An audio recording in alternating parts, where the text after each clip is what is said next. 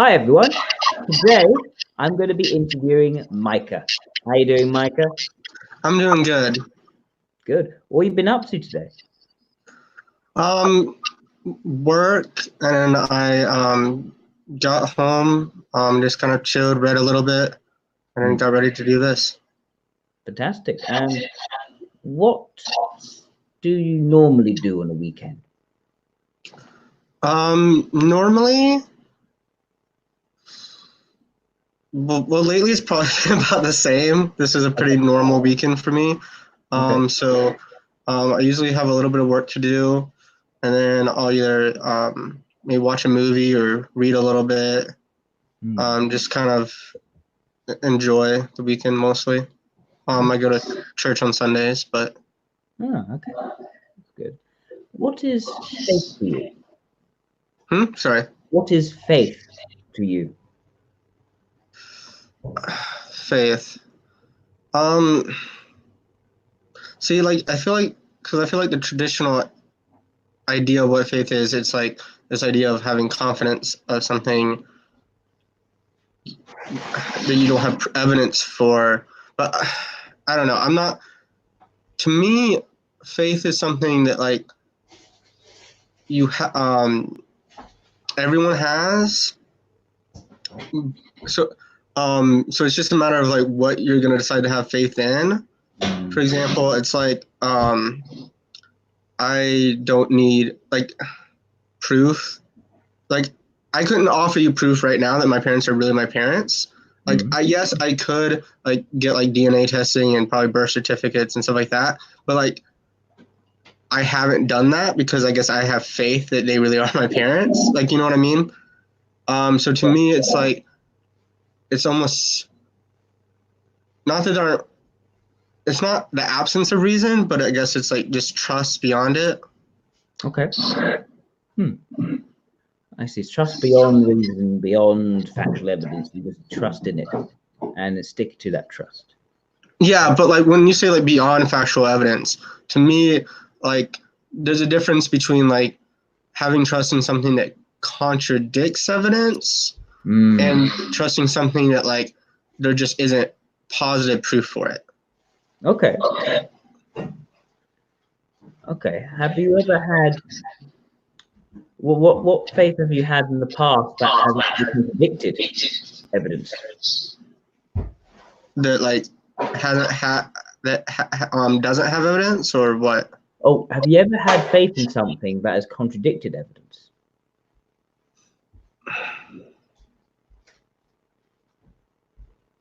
I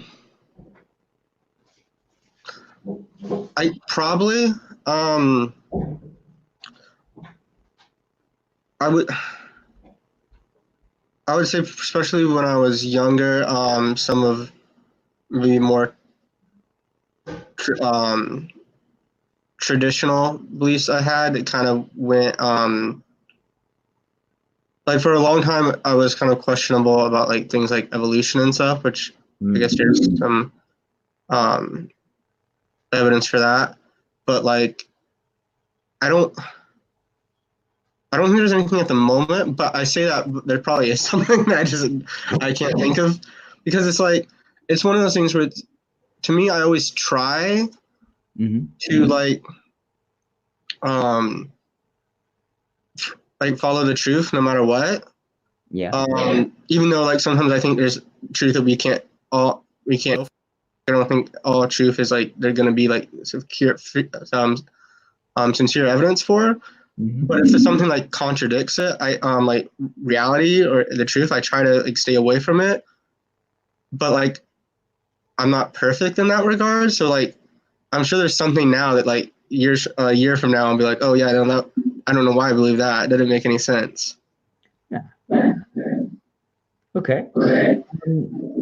What are your favorite films that you like to watch?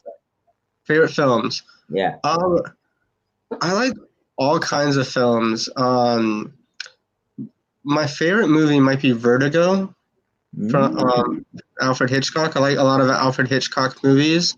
Okay. I always like horror movies. Like even like the bad horror movies. like I'll watch a bad horror movie and really enjoy it, because I guess to me, I guess this sounds weird, but like to me, watching a horror movie or reading a horror book, for instance, is never really about being scared. Like Mm. most horror movies don't scare me, and even then, when it does, it's usually like right circumstances. Like it's like, you know, I'm alone at night, and they just happen to be the right time. But to me, what makes horror so interesting to me is I think it's about like the metaphysical, maybe that might be the wrong word, but idea of fear, and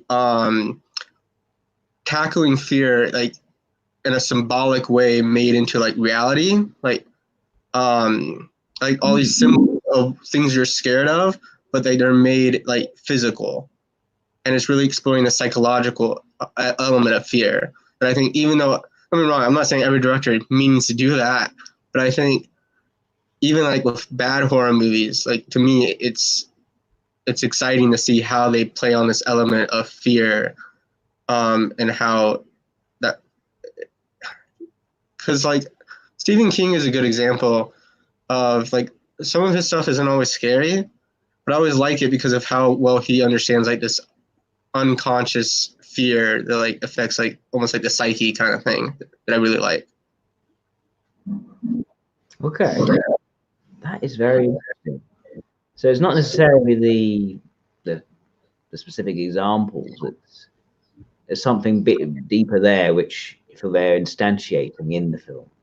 Is that right? Yeah, no, for sure. Okay. It's yeah, for sure. Okay. And what do you do, Michael, on the weekdays? Weekdays, I do some writing, try to read books. I'm kind of behind on my reading, but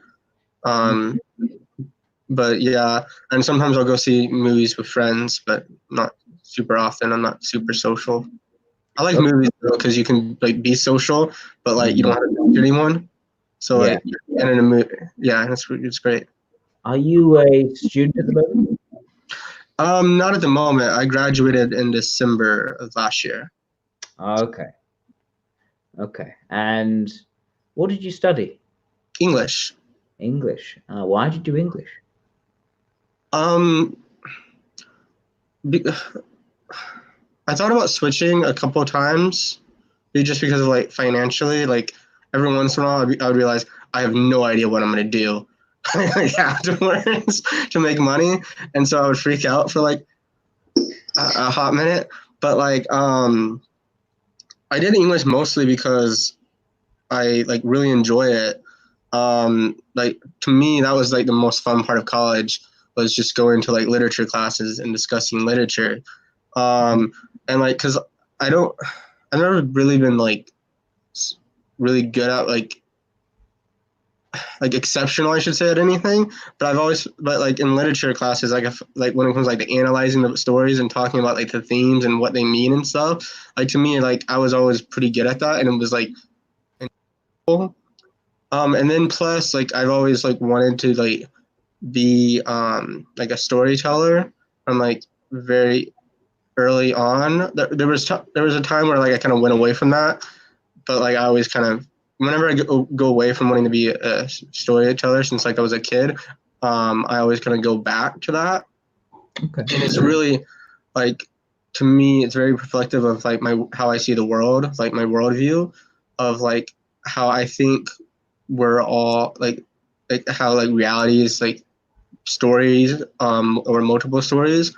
And I think there's like one thing about life is you kind of see how like you're gonna serve the story, and the same thing with like books and movies and stuff themselves. And that's why like um I'm going a little bit off topic, I guess, but it's why when I see like a movie or a book that's very preachy, even if it's not preaching in a way that like I agree with the message, it tends to annoy me, because to me you're forcing the story to be some way, and to me that's disrespectful. And I don't know, it's almost a spiritual thing for me. But yeah. How does a story be without someone forcing it? Can you repeat that? Sorry, I didn't hear you. How does a story be without forcing it?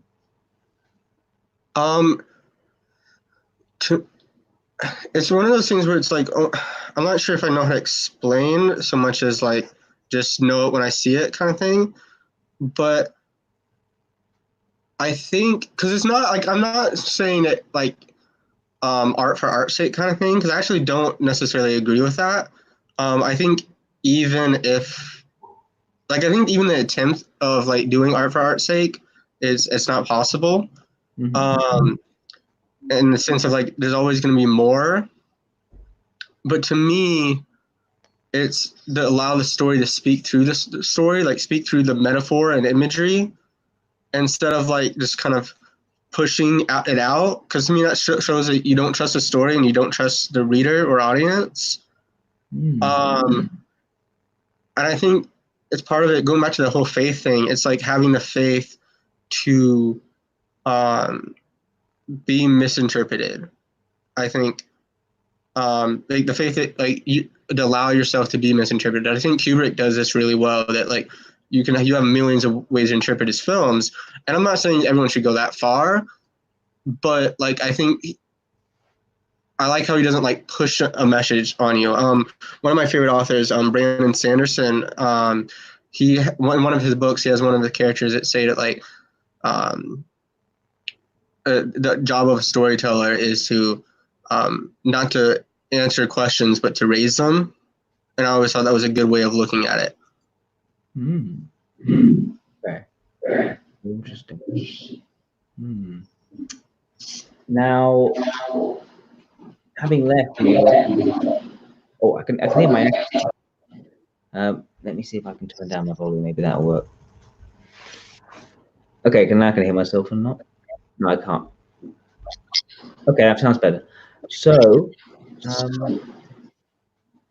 having left university, what is your next step? What are you looking to do now? So right now I've been subbing for at a high school to teaching English. Yeah. And I'm talking about getting like a full-time teaching job next year. So that's kind of my immediate goals. Okay. And why do you want to teach?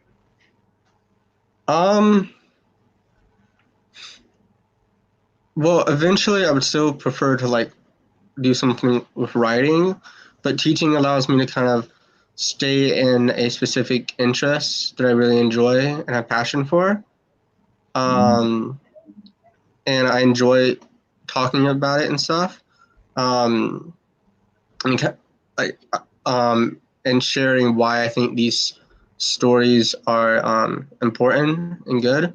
Because I think there's like one thing I don't like about school is I think it kind of drives people away from reading and stuff because they like I don't know, it makes you take like stories that I think are pretty good or exciting, Shakespeare for one, and they kind of do it in the worst way possible. So by the end of it, like nobody's interested in it. Yeah. And I don't know. I don't like that. Like I would like that to change. What is that worst way? Oh, that's a good question. I think passionless might be a good way to put it. Like to me, like I can't stand math. Like math, like it's a mixture of like me finding it boring and also just me being really bad at it. So it's like it's miserable for me. But like the math teachers like that I've always enjoyed, despite not liking the subject, were the ones who like I could tell they were in love with the subject. And like so like it was like endearing almost. And like one of my favorite English teachers in high school, I think he was an ILE. I'm not sure though, because this was a while ago. But like he would do all these crazy things, like have us do like a Nerf gun fight for Count of Monte Cristo. But and like he would and like how much time he like for instance, like he knew he would get distracted and start talking about something random, so he would have time in his schedule. Like I will get distracted for 10 minutes, but what what I liked about these classes, even though I didn't like all the books, he got so excited about the books that I could tell, okay, there's something here. There's something, even if it's not for me, like I can understand why they're having me read this. I'm not just being forced to read something that nobody cares about. And so I guess almost the humanity that it's not like I'm not just speaking to like a robot that's being there because they're getting paid and they're not really interested otherwise.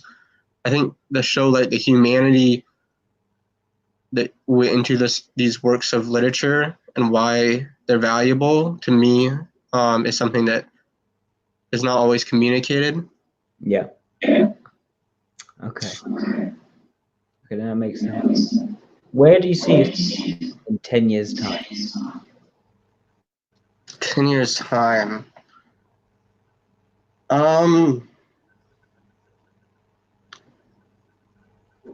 So my own place, because I'm kind of with my parents at the moment, in a relationship, but I don't know if I'd say married, but in a relationship. And then having written a few books, maybe maybe self-published. Okay. What have you written? I've written a lot of short stories and poetry mostly right now. What themes in your poetry have you liked to focus on? That's an interesting question, because I was actually thinking earlier that why there's like I've noticed a lot of like books and stuff that there's character writers and plot writers, like writers that focus on those too. And I've always kind of felt myself as almost like a thematic writer. Like I focus more on the themes than like anything. But like I would say a lot of times tends to be a tragic bent to a lot of my poetry, even if like I'm not feeling sad. Like I just have a tendency to write like that. I've written a lot of like love poems, but like not all of them are actually love poems. Like I've noticed I'm quite fond of like using couples and stuff as like metaphors for like certain other things in life. But like and then beyond just poetry, like I've noticed that like a lot of children die in my short stories, which I don't know what that says about me, but I think I think it's this attraction to like Edgar Allan Poe had like a huge influence on me. Okay. So I think it's like I did a story a couple years ago. It was like basically the idea of it was I wanted to create like a superhero with like anxiety problems. Mm-hmm. But I also wanted to do it like for like kids.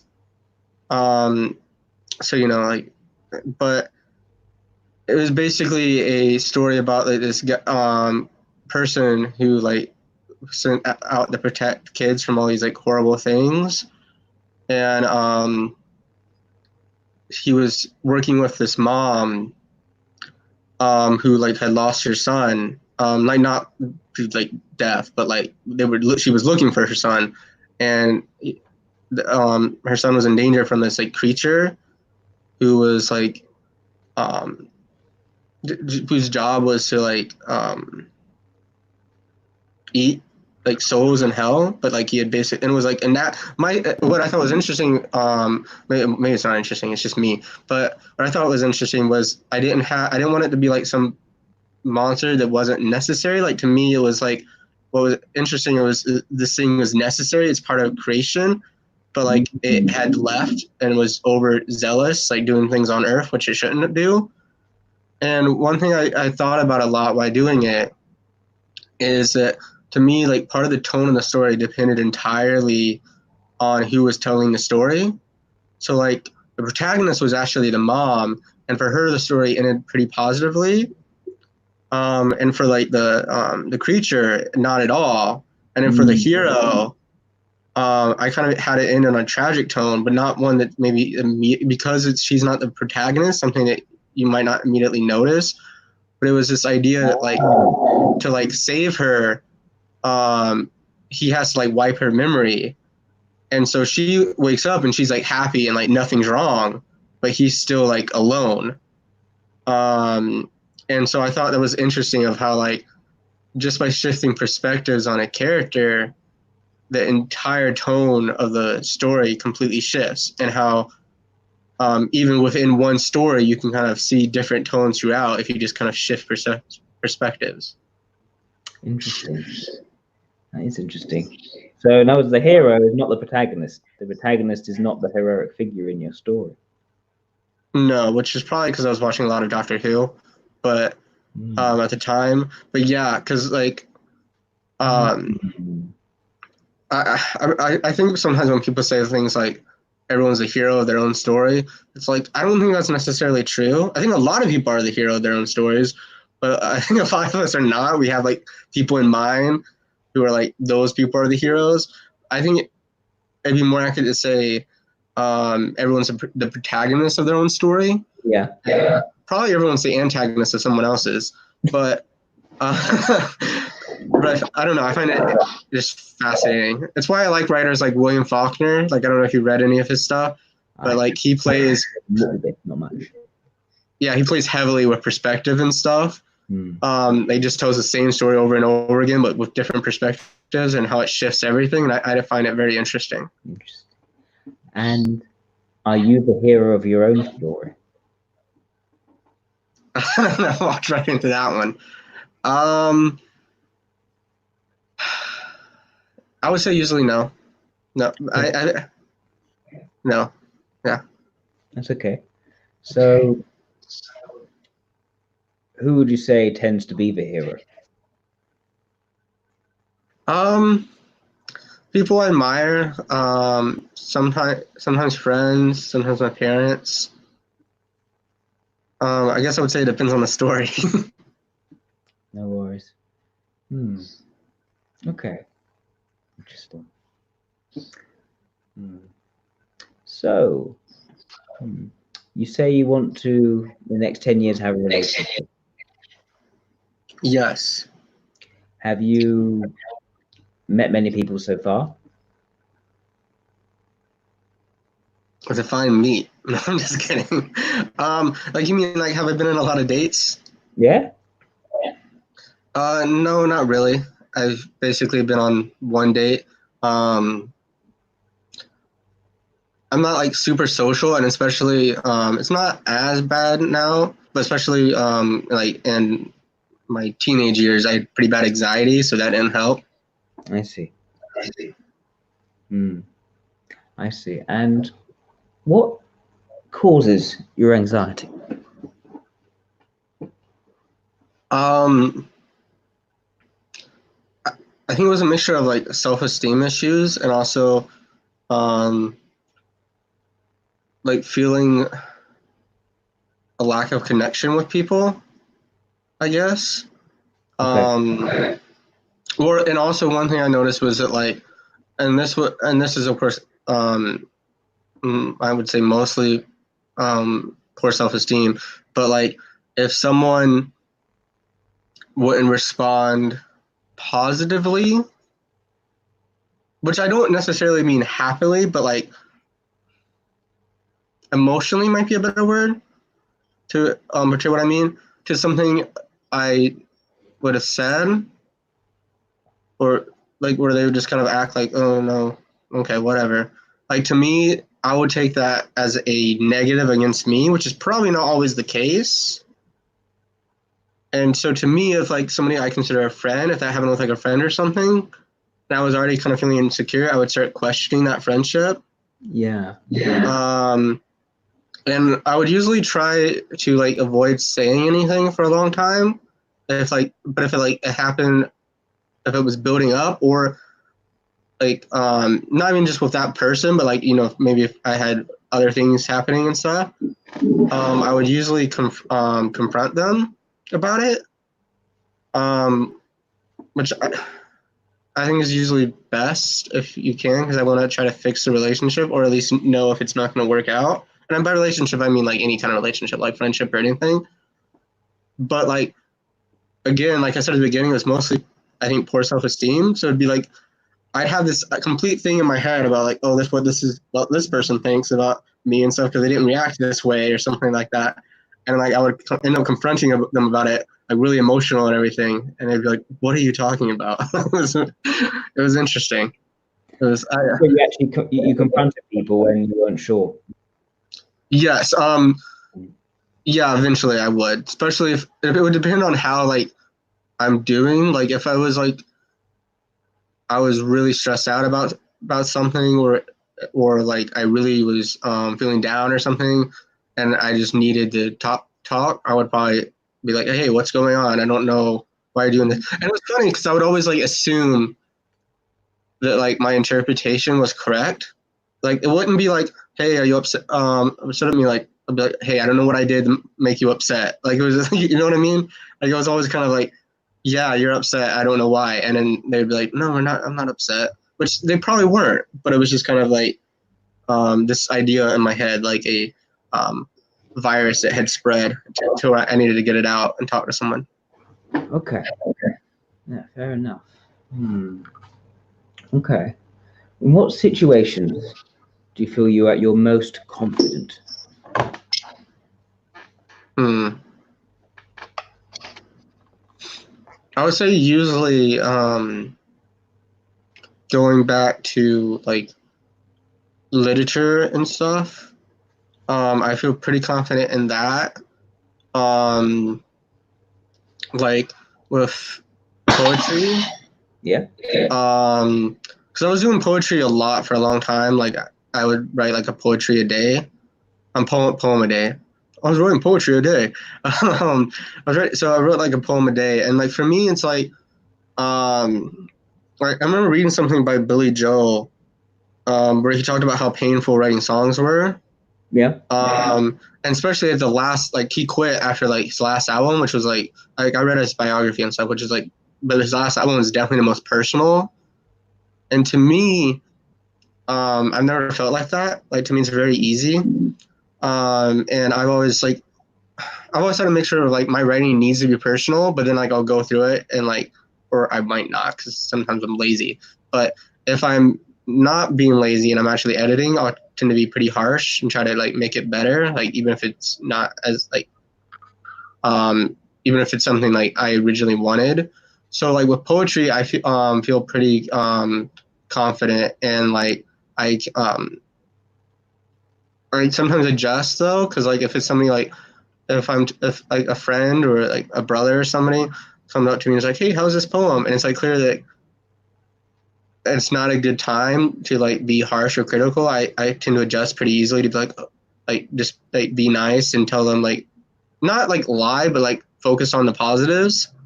And to where like if if to me it's more serious, like I did like this literary magazine with my school, and I would be pretty harsh like about like no, this is not good, because to me like, and I think part of that was because at that point like I'm putting my name on this too, so like the stakes are higher, so like I'm gonna be more critical. Um, but like I said, I do enjoy things like writing poetry, and I feel pretty confident in. There's only one time where like I wrote a poem that was like it was very emotional for me because it was a poem to a friend who was like it was basically like a goodbye letter, but I wrote a poem instead because I speak better through metaphor than I do in words, I think. And it was very emotional for me, and I ended up quitting poetry for a while. But um, but yeah, does that answer your question? It rambled in a very interesting way. So what was it about that poem that caused you to quit poetry? What made you so emotional? It was a very close friend of mine, Okay. and it was kind of like I knew like from very early on the friendship wasn't gonna last, just the way our circumstances were, and I kind of finally pushed it because I could tell like she was kind of drifting away, and I was like, okay, like, don't do that. Like, let's just like talk to each other and say goodbye kind of thing. And so I kind of pushed it, and then like I basically wanted to explain everything she had meant to me. So I kind of put it down in poetry form.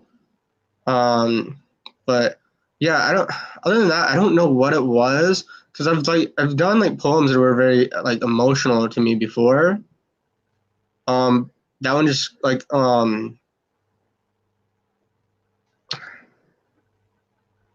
yeah, like I don't know what it was about that one. Okay. Okay. If you couldn't write poetry, couldn't go into writing, what would you do instead?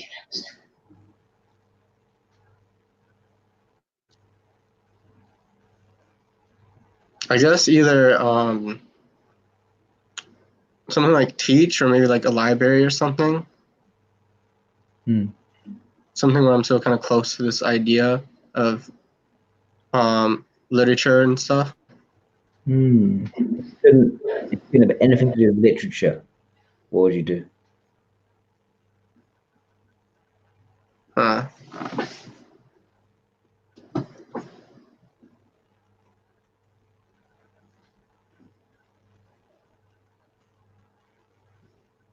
mean, is there a lot of socionics jobs? I'm kidding. No. I've been told I should. I've been told I'd be interested in doing something like psychology, but like I don't know if I would like to have like a job in psychology. Like I'm really interested in it, but and also like I've always thought I would be like, obviously there's more than just this job in psychology, but like I've always thought I'd be like a questionable counselor, because I'm so interested in like the disorder and stuff. Like I'd be like, this person would come to me and be like, oh, I've been suffering from bipolar disorder. I'm like, that's fascinating. Let's talk about that. And it's like, I mean, I'm exaggerating kind of, but to me, it's like the larger point is that like I don't have that passion and stuff that I think I'd want in a psychologist job. I don't know. No. Yeah. Now, in what situation are you at your least confident? Sports, I think. Sports, certain like logical games. Like I try to be very logical, but like I've already mentioned that I'm really bad at math. And like games, like even things like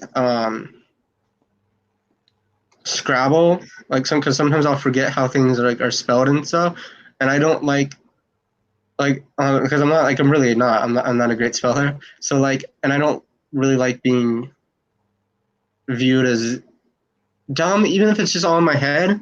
Like, you know what I mean? Like, even if it's like just nobody's thinking that but me. So like games like that, like I'll just like pretty much refuse to play. Because like I don't know what's about that game in particular. Like, cause all I got, I'll play chess. Like I enjoy chess with like my brothers and stuff, and they'll beat me. But like sometimes, but like it's just a fun game for me. One thing is I've noticed recently, especially when because I've been teaching a little bit more, is like kind of getting people to listen to me. Not in like a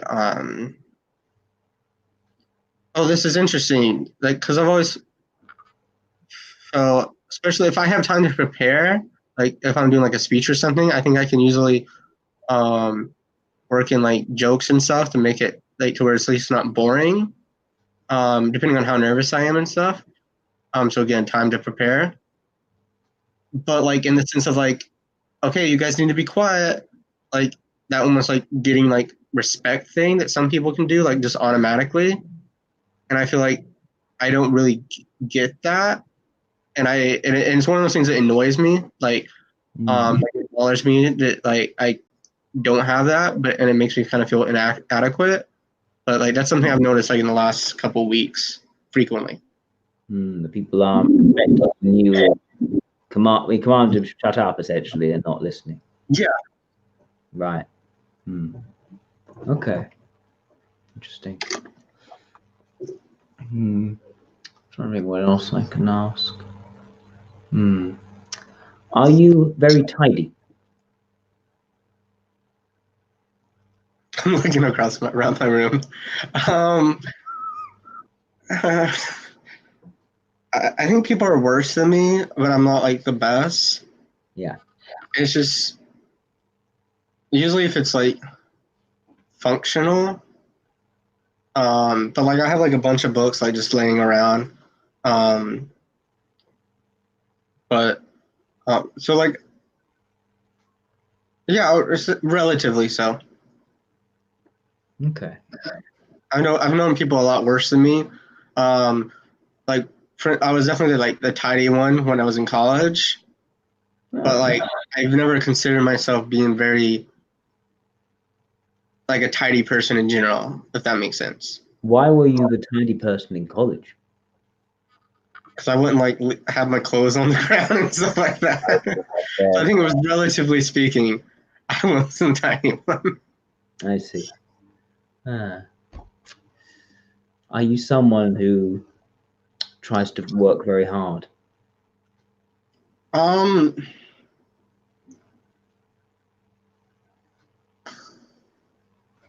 This is one of those things where it's like when you take a test and they say like, do the question like how you think you are and not how you want to be. So like, I think I want to say no, because I can be lazy and kind of just chilling and stuff like that. But like, I really admire people who like work really hard and like are almost workaholics, which is not good because I guess workaholic is like you have some issues on your own, but looking past that, just the idea of it of like just working nonstop to me is like it's very attractive to me and it's something I wish I was just doing more of. But like I find myself not doing that often, and if I was being honest, I would say my answer is probably no. Okay. And what stops you working so hard? So what exactly stops you from working so hard?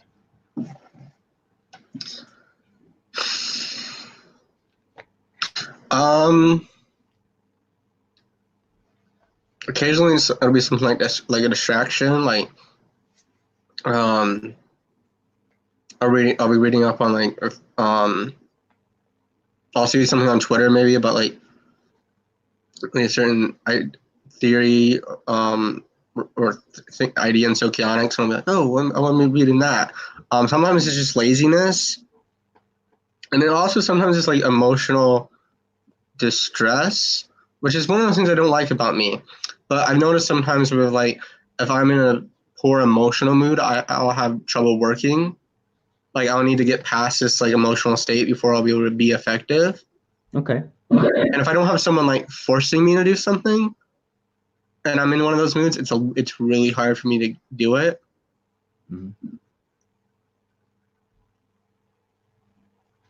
Interesting.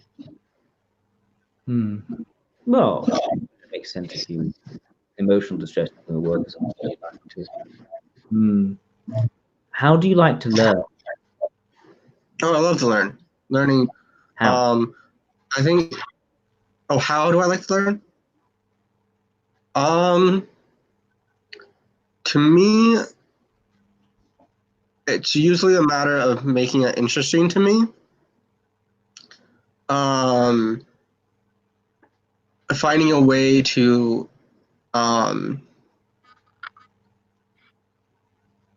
because I went through a phase where I tried to like teach myself to learn different ways, like visually. I tried telling myself a story for your lesson. Like I tried all these different ways. What I eventually came to the decision I came to was that like it was just a matter of making it interesting. Like I think not perfectly, don't get me wrong, but I think I have those the Socchionic numbers down pretty well right now. And literally all I did was like, because I just didn't bother to learn them, and then you had that Facebook post where you were like, hey, I want to start doing this more. So I was like, okay, I might as well try to learn these. So like, I just in my free time, I just like copy and paste them because it was something that like I wanted to get better at. So I like, and I was interested in, so I just spent the time. And to me, I think that's half the battle. I guess the way you could say it is like, once you get my heart there, my mind is already almost there. I don't know if that makes any sense as I say that out loud. That's okay. But I think that's pretty much it. If I'm interested in something, then learning tends to come naturally. Except for certain number formulas, because again, I don't like math. Yeah, that math. What is it about math that you find so difficult? I would just get confused a lot, like with like something would happen often is I would get the numbers like all mixed up in my head, and then so I would end up having to do the problem over and over again, and it was just really irritating. So like it was just keeping it structured into my head, I guess would be my best way to put it. Okay.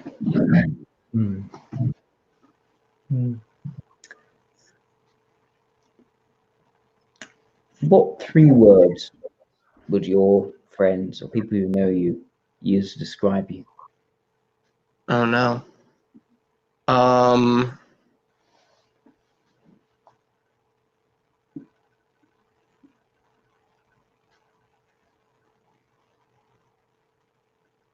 I want to say funny,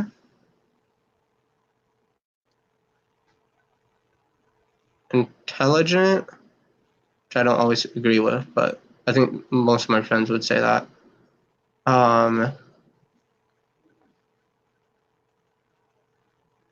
Kind, maybe. Okay. Thank you, Micah. I think I've asked questions I need to ask you. Shall I tell you? Can you see what people are posting in the comments? I haven't looked at the comments out of fear. Because I think they've reached a pretty firm typing of you, actually. Oh my goodness! Oh no.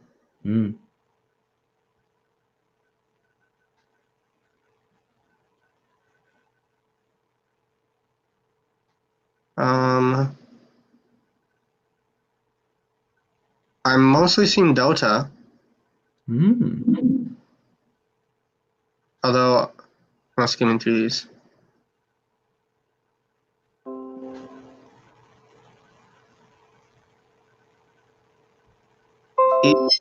EII is what I'm seeing.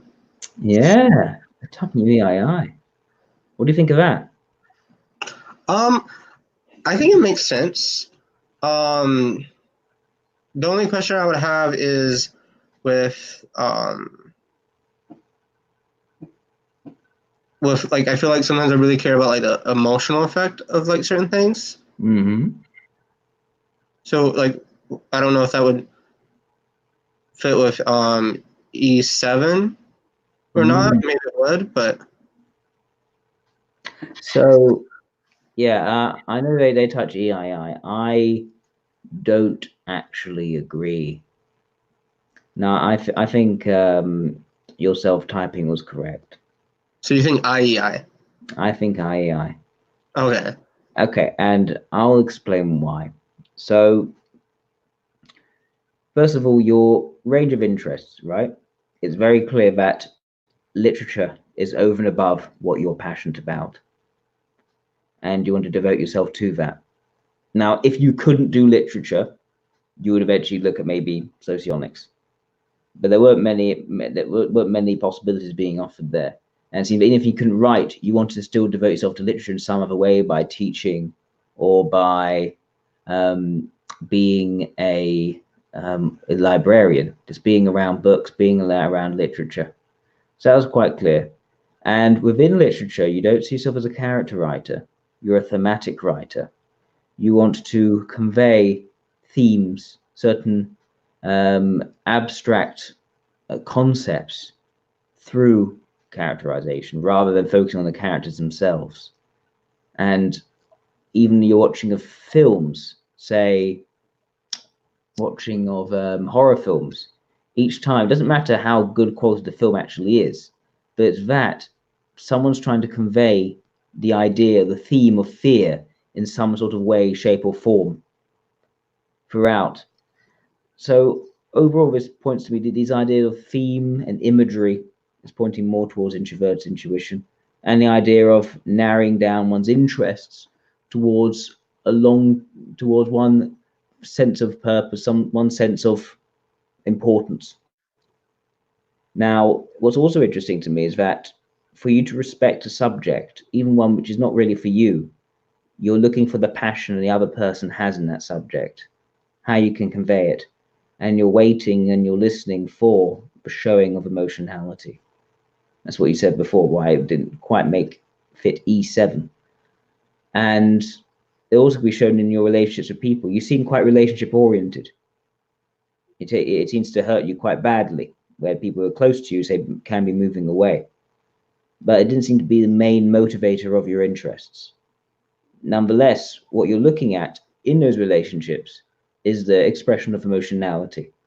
And if the emotionality isn't expressed, if it's just stated as being, well, matter of fact, or it's just taken as implicit, you're less likely to trust it. That again points, in my opinion, towards extroverted ethics as something which you value. We can also see that slight fear, as it were, of being seen as stupid. Now, people do around you call you intelligent, and you have an intellectual bent. It's very much more of an intellectual bent rather than a particularly practical bent. It's in the analysis of themes and understanding things that way. And you avoid certain games where you're taking in of information for the purpose of, spelling or anything which can be taxing in the moment on your brain, which can make you look less intelligent than you are. You're trying to avoid that situation. You can find that embarrassing. It suggests a certain fragility around how you're perceived in terms of your intellect, your ability to understand things, which one can see often with the mobilizing function, introverted logic. And that's something which you're grown in, but you don't want to be shown to anyone in a way that suggests you're not intelligent. And you work on increasing your own intellectualism. So introvert logic mobilizing would make sense there. You don't see yourself as the hero of your own story. That's interesting. But you write about heroic characters, and you see there as being heroes, but you don't identify that as being you. Someone else is the hero. And you feel a bit frustrated as well in class when you can't assert yourself with other people. You can't make kids listen to you when they need to shut up. And that strikes me as being an example of extrovert sensation, suggestive. We see in Friedrich Nietzsche as well, this idea of the Übermensch, this heroic figure, not being them, it's someone else. We are to make way for them. So I see the suggestive extrovert sensation there. I didn't see at any point extrovert logic or introvert sensation being described in a valued way. I asked you about working hard. You do admire people who are just working, and that's a sense of their energy. But you didn't tell me anything in terms of actually taking in factual information and making things work, and being reliable, practical sources of information. There wasn't much of that. There wasn't much about trust of people who provide practical, factual information. And I didn't see much from you in terms of criticizing how you could get better as a person, taking things in, growing and developing in that sense. Rather, something takes your passion, then you'll learn about it. I think it's that passion which is more important, and conveying that passion. And yeah, you do like to write about quite dark stuff, which but the idea of the dark stuff that's happening, but it's conveying higher theme. So it's that sort of, it's definitely more of an introverted intuition approach. That's why I think IEI over, say, EII or LII. I could see more of an argument for LII than EII, although the introvert ethics is clearly quite strong on the focus. And LIIs are less likely to feel insecure about their intellect. And also, both of those types, LII and EII, are going to have more of an eclectic focus on their interests, rather than that sort of dedicating around literature and the ideas and themes behind literature. If an LII was told they couldn't do this particular interest, they'd have other interests as well, which they could look into. Right, and I feel like I kind of struggle with that question. Yeah, I thought so, because at first we said, it's like, if I can't write literature, I want to be as close as I can to literature, even if I can't write it myself. And that's, yeah, it's more of an introverted intuition focus, I think. That this is a thing which has meaning for you. So yeah, that's what I think IEI.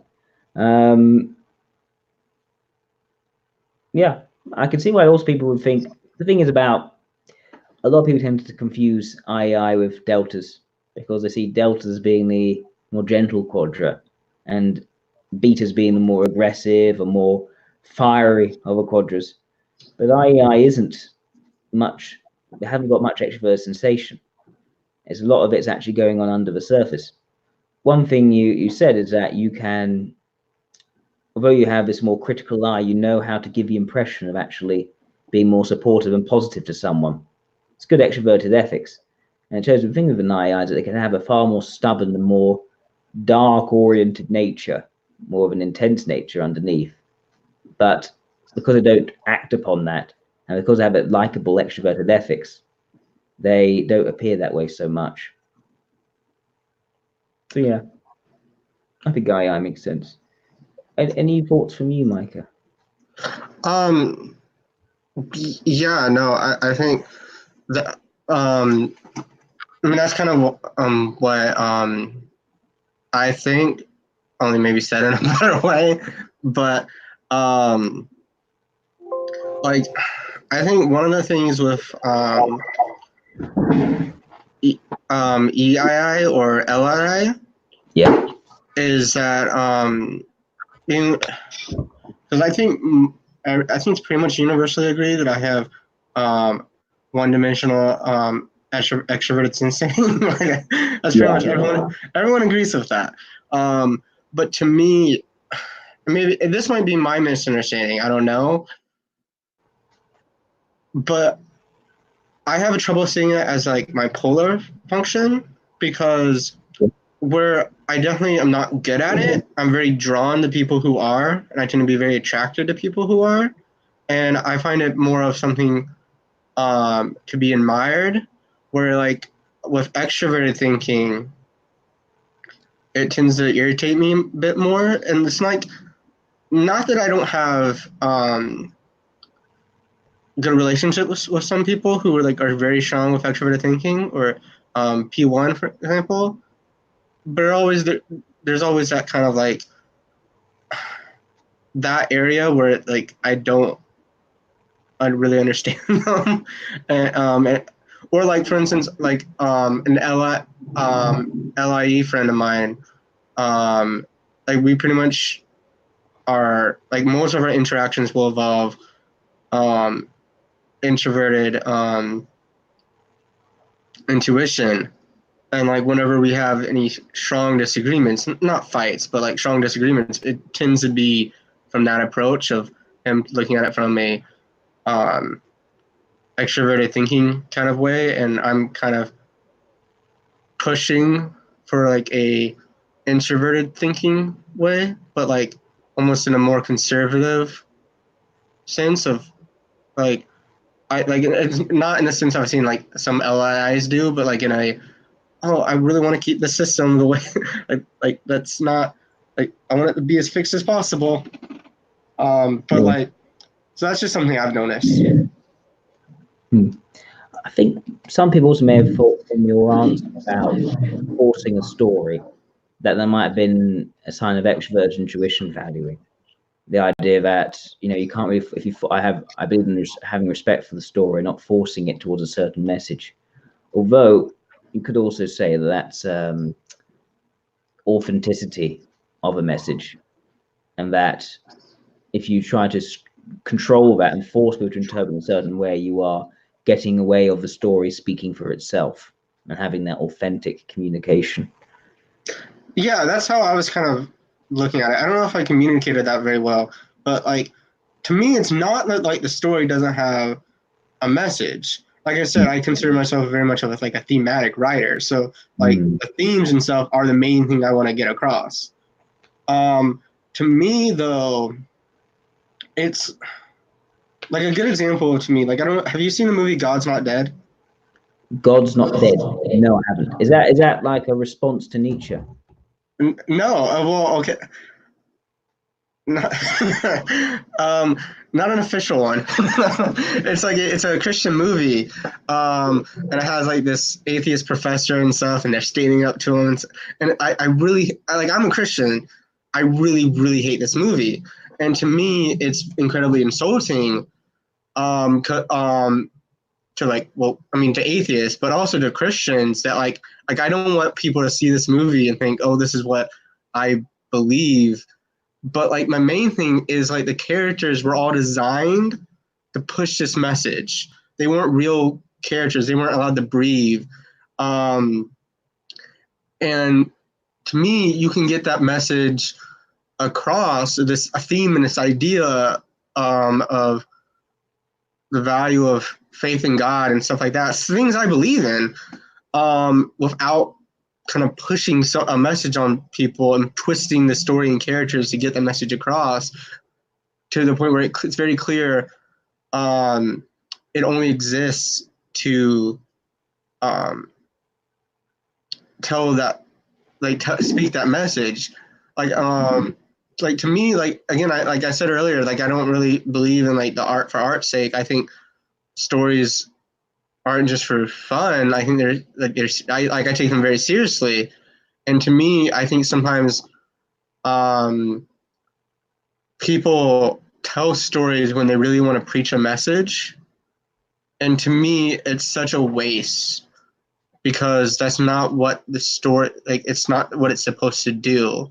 So you're always going to, like, you're never going to take advantages of the language of metaphor and all the stuff with stories if you're preaching at people instead of just telling a story. I see. Yeah, makes sense to me, Micah. Yeah. Do you have any questions for me?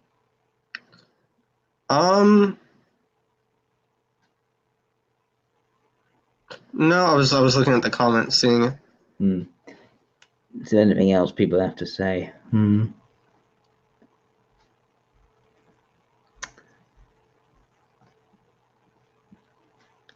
He said something earlier about knowing a friendship would not last from the get-go quite confidently. Yeah, I'm usually pretty aware of that kind of thing. Although I don't know if it's sometimes I think part of that is poor self-esteem because I've had some friendships that would end, so I kind of tend to maybe I have a negative viewpoint of it. But I do think I'm pretty confident of, okay, this relationship is not going to last, but that's okay. But maybe that's okay sometimes. Okay. Faith has asked me to ask you something. She wants to know what you think about LSEs and SLEs. LSEs and SLEs? Yeah. I mean, I think if I was to say, like, which one I probably prefer, it would probably be SLEs. I don't know if I've interacted with, like, okay, let me rephrase that. I'm sure I've interacted with people of both these types, but I haven't typed a lot of people as these types. But I know, like, for instance, I've interacted with a lot of people who are like F1 or F2 types, and I tend to like prefer being around them. Like, and it's for that very reason. Like, for instance, I'll like really enjoy hanging out around some ESIs, but it's not because of like they are one. Like, if anything, that can sometimes annoy me. But like it's the like F2 that I tend to be very drawn to and I find very interesting. What does that mean? What is it about that annoys you?